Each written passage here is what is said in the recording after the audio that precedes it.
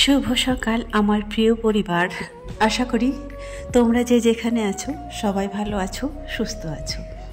আজকের সকালটা একেবারে অন্যরকম, রান্নাবান্না দিয়ে শুরু করছি, তাই না? এরকম সকাল কোনোদিনও তোমাদের সঙ্গে শেয়ার করিনি। তো চলো, আজকে হচ্ছে সকাল সকাল দুজনে খেয়ে বেরোবে। কারণ কি বলো তো, কালকে রাত্রেবেলা কেউ ভাত খায়নি, যে ভাতটা ছিল পুরোটাই থেকে গেছে, দেখতেই ফেলে।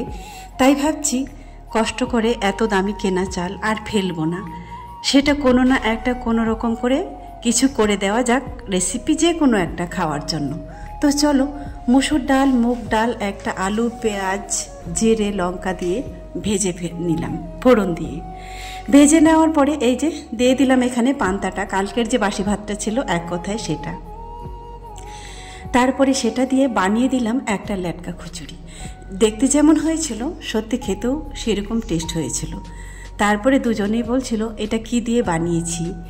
ফেলে না দিলেও ফেলে দেওয়ার মতো যে কোনো জিনিস দিয়ে এত সুন্দর যে একটা রেসিপি বানানো যায়, সত্যি না খেলে আর না বানালে তো অবাক হয়ে যাবে, বুঝতেই পারবে না। আমিও এরকম রোজ রোজ যদি পান্তা কেউ না খেত, সবার তো জ্বর, এরকম না হলে ফেলে দিতে হতো। তাই ভাবলাম এতটা ভাত ফেলতে মায়াও লাগে, কিভাবে ফেলবো। আমারও জ্বর, গলার ভয়েস তোমরা নিশ্চয়ই শুনতে পাচ্ছ, বাচ্চাগুলোরও জ্বর, পান্তা খাওয়ালে তো বুঝতেই পারছো আরও। তাই এরকম সকাল সকাল গরম গরম একটা বানিয়ে দিলাম খিচুড়ি, আর সাথে আছে বেগুন বড়া। ব্যাস, জমে যাবে আজকের সকালটা। বন্ধুরা, সকালে খাওয়া দাওয়া কমপ্লিট, এখন বাজে হচ্ছে 10টা, 10:30। তো চলো এখন হচ্ছে বের হবো বাইরে। এই যে যাচ্ছি, ব্যাগ নিয়ে নিয়েছি, আর রাজিয়া যাচ্ছে আমার সঙ্গে। তো চলো, সারাদিন সঙ্গে থাকো, পাশে থাকো। আর ওদিক থেকে যদি কোনো কিছু বাজার টাজার পাই তাহলে নিয়ে আসি আসার সময়। আজকে তো শনিবার, আজকে হাফ স্কুল, তবে রিয়ার আজকে মানে শরীরটা একটু খারাপ, আজকে যাবে না। আর কাল তো ছুটি, সোমবার থেকে যাবে। তো চলো এখন হচ্ছে বাজার যাই। লাইটটা বন্ধ কর। তো চলো, তারপরে হচ্ছে এই যে বেরিয়ে গেছি, যাব হচ্ছে আমি একটু যাব হচ্ছে বাজারে। তো সেখান থেকে রিয়ার কিছু ওষুধ নিয়ে আসবো, আর আমার কাজ আছে একটু, তাই দুমা বেটি মিলে বেরিয়ে গেলাম। রিয়া তো শুয়ে আছে, ও একাই থাকবে ঘরে, তাই রাজিয়াকে নিয়ে বের হলাম। তো চলো, যাচ্ছি আজকে বহু দূরে। সে আশেপাশে যারা আছো তারাই বুঝতে পারবে। আজকে যাব কুইকটার বাজার, কারণ যেহেতু আমি সেদিকটায় আগে থাকতাম, আর ওখান থেকে তো এখন অনেক দূরে চলে এসেছি। এই রাস্তাগুলো খুব পরিচিত, মনে পড়ে রোজ যে রাস্তাটায় আসতাম, সেটা যেন আজকে আমার কাছে স্মৃতি হয়ে আছে। আবার বহুদিন পরে তারপরে এই রাস্তাটায় এলাম, তাই না? হ্যাঁ, আসলে যে কোনো একটা জিনিস যেখানে দীর্ঘদিন থাকবো, সেটাতে যদি আসা যাওয়া না হয়, সেটা যেন আমার কাছে সব কিছুই স্মৃতি হয়ে যায়, তাই না? তো তেমনই এই রাস্তাটায় যেহেতু অনেক দিন আসিনি, তারপরে রাস্তাটা দেখে মনে হলো আসলে অনেকটাই চেঞ্জ হয়ে গেছে। রাস্তাটা যেমন চওড়া হয়েছে, তারপরে দুই পাশে যে ফুটপাত ছিল সেগুলোও দেখছি তুলে দিয়েছে, বেশ সুন্দর লাগছে রাস্তাটা দেখার পরে। তো বহুদিন পর যাওয়া এখানে। তারপরে তো এই যে ওকে বললাম একটু ক্যামেরাটা ধরতে, যেহেতু ও আমাকেই শুধু ভিডিওটা করে দেয়, ও কোনোদিনও এরকম সামনের দিক থেকে ক্যামেরায় আসেনি, তাই আজকে এসেছে। ওকে যেহেতু একটু ক্যামেরাটা ধরতে বললাম, আর আমি আছি পেছন দিকে। তো চলো, এরকম করতে করতে আসলে শিখেই যাবে, কি শিখেও গিয়েছে। ওরাই যেহেতু আমাকে ক্যামেরা করে দেয়, তাই আজকে একটু ওকে ধরতে বললাম। তো ক্যামেরা ধরার জন্য দুজনকেই কিন্তু অনেক বলতে হয়। এতক্ষণ কাজ করছিলাম, আর কি বলতো, এই যে টুকটাক কাজ এতক্ষণ হচ্ছে তোমাদের ক্যামেরায় দেখায়নি, ক্যামেরাটাই চালু করা হয়নি। আসলে কি বলতো, সারাদিনে যত কাজ থাকে সব কাজ কিন্তু আমরা ক্যামেরায় ফোকাস করি না, আনতে পারি না, মানে এতটা ক্যামেরায় সব সময় চালু করে রাখা যায় না, এটাই হলো। রিয়া তো শুয়ে আছে, ওর শরীর খারাপ। আমি ওখান থেকে এসে ওর জন্য ওষুধ নিয়ে এলাম এসে, আর এই যে এখন রান্নাটা বসিয়েছি। তো চলো, দুধ আনতে দে।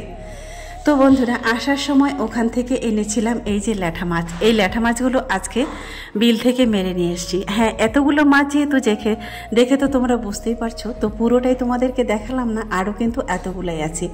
তো এগুলো হচ্ছে টাটকা, সঙ্গে সঙ্গে বিল থেকে ধরে নিয়ে এসেছিল।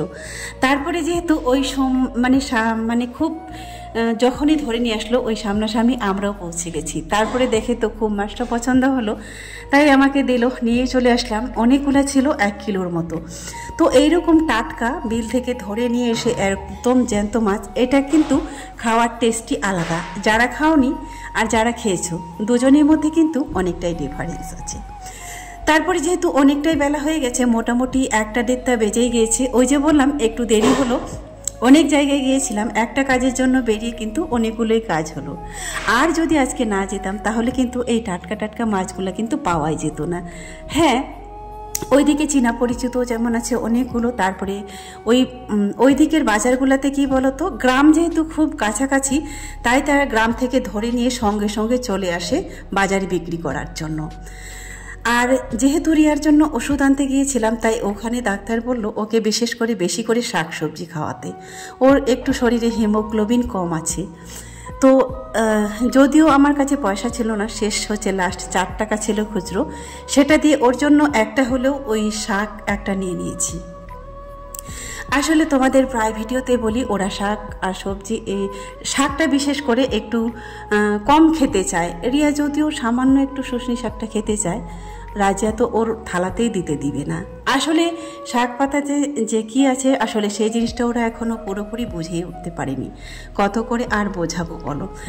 তো এই জন্যই এই শাকটা আজকে আনা, না হলে কিন্তু আমি রাজাবাজার থেকে অনেকগুলো করে নিয়ে আসি। যেমন শাক নিলে তো আমি অবশ্যই 3টা কিংবা 4টা নিতাম, আজকে শুধু একটাই নিয়েছি। ফাইনালি রান্নাবান্না কমপ্লিট। আর এই বিলে টাটকা টাটকা মাছ ধরে এনে রান্না করে খাওয়ার মজা কিন্তু একেবারেই আলাদা। তো মানে যেহেতু মাছগুলো খুব ছোট ছোট, ভাজা হয়নি কিংবা হাতে মাখিয়েও রান্না করা হয়নি, আমি অন্যরকম ওই যে ভুনা ভুনা করে একটা রান্না করেছি। তো চলো, রান্নার রেসিপিটা আর তোমাদেরকে দিতে পারলাম না। তারপরে আজকে হচ্ছে গরম গরম ভাত আর শাক ভাজা, আর এই গরম গরম মাছটা। ল্যাঠা মাছ আমার সব থেকে প্রিয় একটা মাছ, আমার তো ভীষণ পছন্দের মাছ। তারপরে যদি হয় জ্যান্ত টাটকা, তাই না?